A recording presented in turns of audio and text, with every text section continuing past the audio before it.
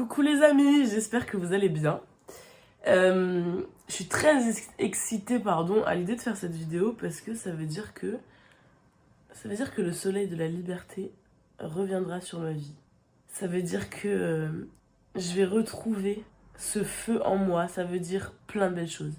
Les amis, je me permets de rajouter un petit extrait vidéo parce que là je vous parle de soleil, de liberté retrouvée, sans vous donner le contexte. En fait, normalement quand je posterai cette vidéo, là nous sommes en janvier, je pense la poster en mars, j'aurais quitté la France pour aller dans un pays dans lequel je suis déjà allée. Attendez, je vous donne un petit indice. D'ailleurs, désolée pour le fond, mais bon, je suis en plein travaux, c'est un peu la galère. Voilà, un pays dans lequel je suis allée en 2014. J'étais une jeune fille bref, je sais pas si ça vous donne un indice sur là où je suis allée, mais peut-être.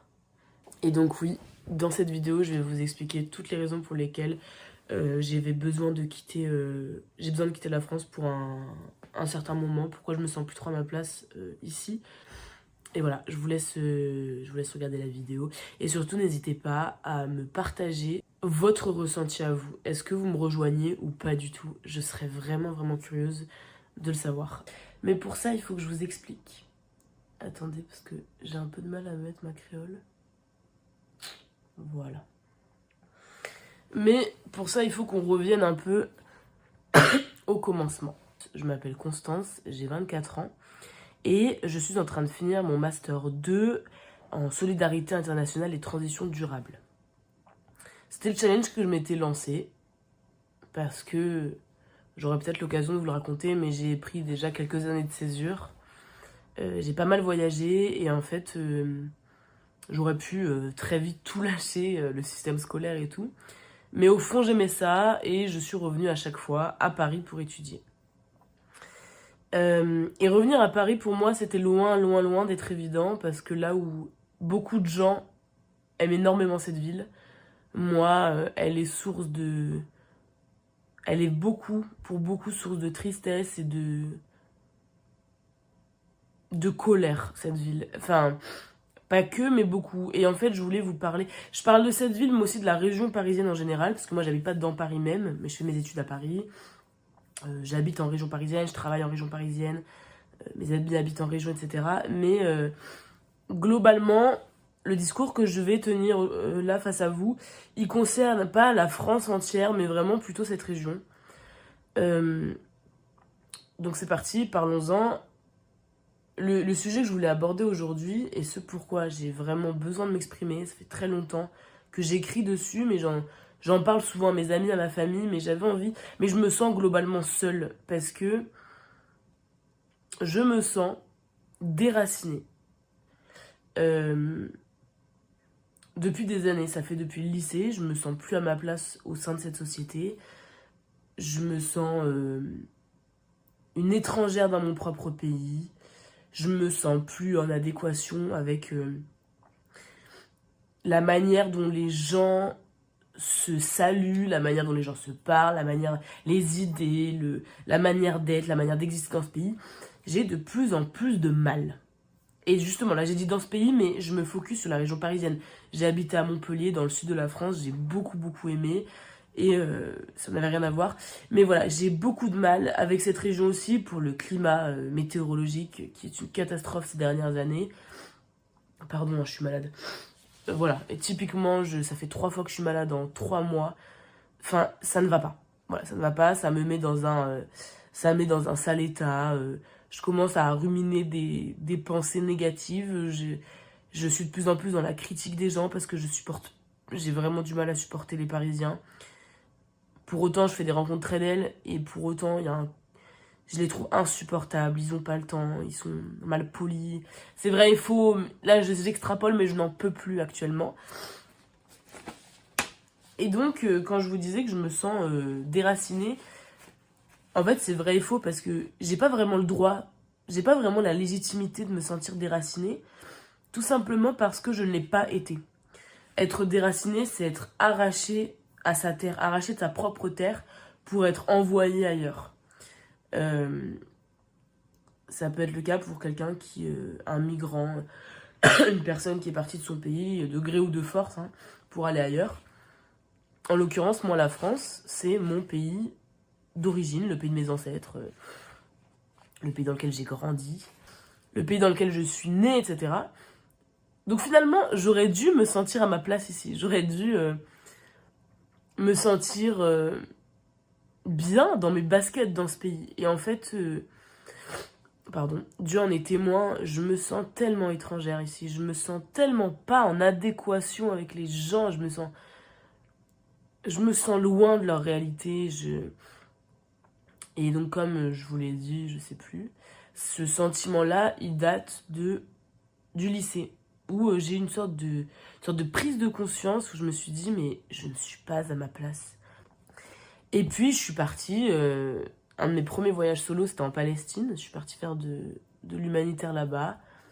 Puis, je suis partie au Liban, je suis partie étudier au Liban, je suis partie vivre là-bas. Je suis retournée 5-6 fois. Je suis partie en Inde, je suis partie 1 an en Afrique de l'Est. Donc j'ai traversé, on aura sûrement l'occasion d'en reparler, mais j'ai traversé l'Afrique de l'Est, d'Éthiopie, en passant par le Kenya, Tanzanie, Namibie, Zimbabwe, Botswana, Uganda, Rwanda, en backpack, en sac à dos. Et en fait, il y a pas mal de pays, pas tous, hein, mais pas mal de pays où il y avait une sorte d'évidence. Parce que du coup, ces pays-là, c'est des pays où j'ai vraiment vécu un certain temps. Alors certes, j'ai pas travaillé là-bas, c'était un mode de vie très vacances, très chill. Mais c'était 100% avec les gens. J'étais tout le temps avec les gens, dehors, dans la rue, avec les locaux. Libanais, Ougandais, Tanzaniens, etc. Et il y a des pays comme ça où je me suis sentie tellement à la maison.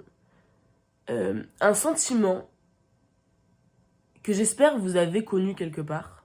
Et j'espère en plus dans votre pays d'origine, parce que ça c'est le top. Mais moi, c'est un sentiment que j'avais jamais ressenti chez moi en France. D'ailleurs, je dis rarement chez moi en France, honnêtement.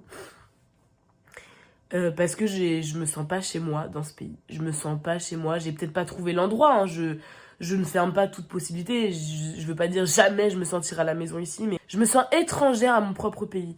D'où le fait que je parle de déracinement, parce que j'ai l'impression que je ressens toutes les conséquences du déracinement. J'étais allée regarder, parce que j'ai beaucoup écrit là-dessus, parce que je vous dis, quand j'en parle aux gens, ils peuvent un peu comprendre, mais quand j'en parle à mes amis et tout, mais ils peuvent pas vraiment comprendre le mal-être que je ressens de l'intérieur sur le fait de se sentir étranger à ses pairs, étranger à ses compatriotes, de la majorité du temps se sentir vraiment différente des autres. Voici les conséquences, entre guillemets, du déracinement. Donc c'est pour ça que je dis que je suis pas très légitime à parler de déracinement. Par contre, j'en vis vraiment les conséquences. Donc je trouve ça intéressant d'en parler. On parle de perte de repères, de destruction du sentiment d'appartenance, de déstabilisation identitaire, de remise en question profonde de soi, de frustration sociale et intellectuelle, de solitude et d'angoisse face à l'avenir. Alors, mis à part ce petit point angoisse face à l'avenir, je suis pas quelqu'un d'angoissé. Et j'ai complètement confiance que je serai là où je devrais être à un moment donné. Il y a vraiment ce côté un peu violent psychologiquement de cette perte de repères, de cette destruction de sentiment d'appartenance. Tout ça, je le vis au fond de moi, au quotidien. Au quotidien, quand je suis dans la rue à Paris, je me dis, mais qu'est-ce que je fais là? Je ne suis pas chez moi. Les gens ne me font pas ressentir que je suis chez moi. Je ne sais pas si vous voulez des exemples précis, mais du coup, moi, je prends tous les jours les transports pour aller à Paris. Et c'est cette ambiance, cet individualisme exacerbé. Le fait que tu sois dans une rame de métro et en fait, vous êtes 100 personnes assis. Tout le monde avec ses écouteurs, son téléphone. On est ensemble. Et en même temps, on est tellement loin les uns des autres. On se calcule plus, on se salue plus. Je dis plus, je sais pas si c'était le cas avant, j'imagine, mais j'étais pas de ce monde. Moi, ça me rend triste parce que, déjà, de base, ça me rend triste, à la base. Mais aussi parce que j'ai vécu dans des pays où ça n'est pas le cas, où les gens quand ils sont dans pas un métro, mais un bus, un transport en commun, ils vont passer tout le temps à papoter, à se raconter des anecdotes, à rigoler, à écouter de la musique ensemble. Et quand j'ai vécu ça des mois, des années de ma vie, revenir dans un système où les gens se calculent pas, on n'a rien à foutre les uns des autres. Quand t'as une mamie qui galère à porter ses sacs et que personne n'aide, mais tout le monde passe à côté. Une maman qui a sa grosse poussette, que personne n'aide. Une personne aveugle, parce qu'à Paris il y en a plein, et que personne n'aide à la diriger. Enfin. Et ça, c'est des scènes auxquelles j'assiste quotidiennement.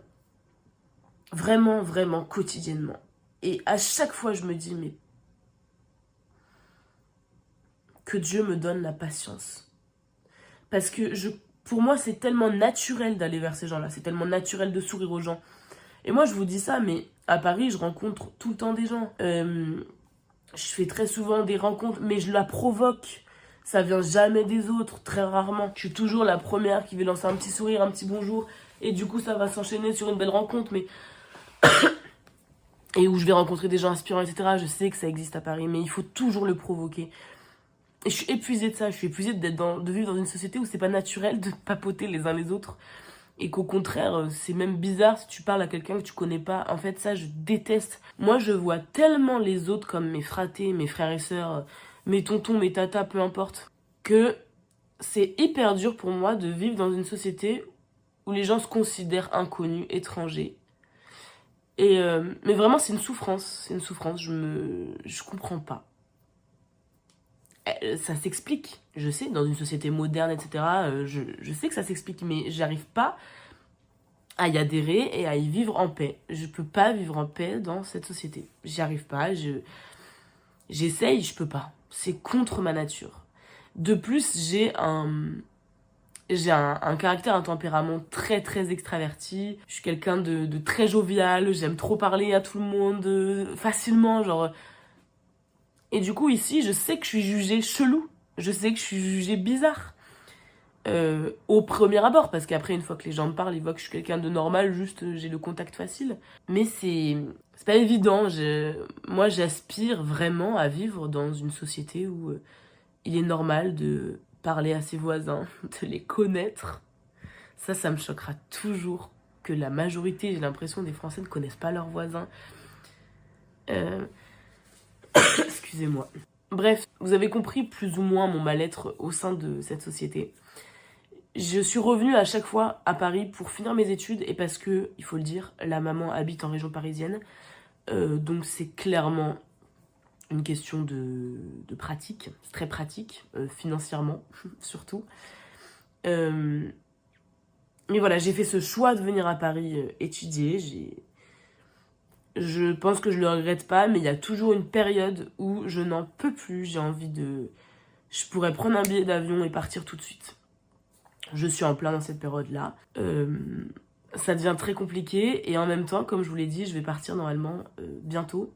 Mais j'espère que cette fois, je vais rester très longtemps. Alors, je vais devoir rentrer en France parce que j'ai le mariage de ma meilleure copine, parce que il y a des événements que je veux pas rater. Mais là, l'idée, c'est de respecter ma promesse, la promesse que je me suis faite il y a quelques temps maintenant, de me dire qu'après tes études, ma belle, tu quittes et tu vas t'installer quelque part pour de bon. Tu vas vivre une expérience sûrement professionnelle à l'étranger, mais en y vivant, je sais... Honnêtement, je vous dis ça, je sais pas où je vais finir. Il y a beaucoup de pays dans lesquels je me suis sentie chez moi et il y en a encore plein que je ne connais pas. J'ai cette curiosité, ce goût pour, au-delà du voyage, ce goût pour certaines zones du monde que j'ai envie de découvrir de fond en comble, sans me dire que c'est juste un petit voyage. Je veux m'installer pour vraiment connaître une réalité autre. Et c'est vraiment comme ça que je m'épanouis, sur tous les plans en fait, sur le plan mental, moral, physique. Je me sens tellement mieux, déjà quand je suis dans un pays au soleil, mais ça je pense que c'est le cas de tout le monde.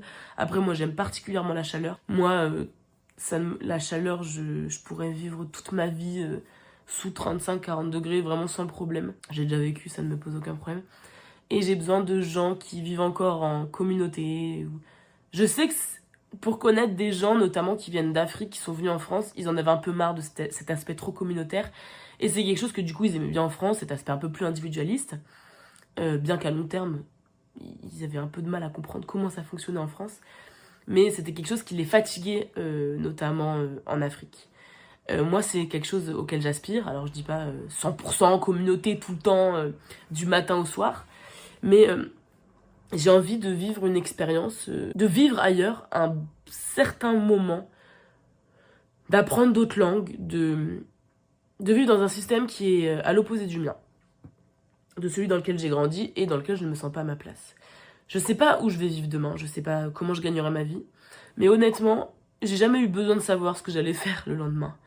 J'ai toujours eu besoin de savoir que j'allais être heureuse et que j'allais vivre dans un endroit qui allait permettre ça. Et moi, j'ai réalisé il y a quelques années que tu ne peux pas être heureuse dans un environnement qui ne te correspond pas. Dans un environnement où tu ne te sens pas à l'aise. Tu pourras vivre des bons moments, tu pourras créer de bons moments, avoir de belles amitiés, mais au fond de toi, si l'environnement ne te correspond pas, tu pourras pas. J'en suis convaincue. Voilà, je vous expliquais un peu tout ce que j'avais au fond de moi, ce sentiment de déracinement illégitime parce que je ne suis pas vraiment déracinée puisque je suis dans mon pays de base, mon pays de naissance, d'origine. Mais parce que j'aimerais bien vous emmener avec moi. Voilà, ce sera sûrement la première vidéo que je vais poster où je vous explique ma situation. J'aimerais ensuite vous emmener avec moi dans mon chemin de vie, dans certains questionnements que je me pose, dans peut-être des rencontres que je vais faire. J'ai envie de vous faire goûter aussi à autre chose, à une autre réalité. Je sais pas du tout dans quoi je m'engage. Surtout que je suis très éloignée des réseaux. Un côté j'y suis, de l'autre côté j'enlève pendant 3 mois. Je peux pas du tout promettre d'être là de manière régulière. Mais je sais que je marche beaucoup au feeling et au cœur. Et donc quand j'ai envie de partager quelque chose, je le fais. Donc espérons que je vous emmènerai avec moi dans cette nouvelle aventure de vie qui va commencer. J'espère qu'elle sera synonyme de liberté et d'épanouissement et de soleil. Vraiment. Voilà, je vais m'arrêter là. J'espère vous avoir bien expliqué ce que j'avais au fond de moi. Sur ce, moi, je vais me reposer parce que je suis très malade. Mais je vous souhaite à vous du bonheur, je vous souhaite de la joie, même dans les petits moments. Et je vous souhaite de trouver cet endroit sur Terre où vous vous sentez bien. Je vous souhaite de trouver cette personne qui vous fera sentir chez vous. Je vous souhaite vraiment de vous épanouir, en tout cas là où vous êtes déjà. Et voilà, je vous fais de gros bisous. Portez-vous bien et surtout que la paix soit avec vous.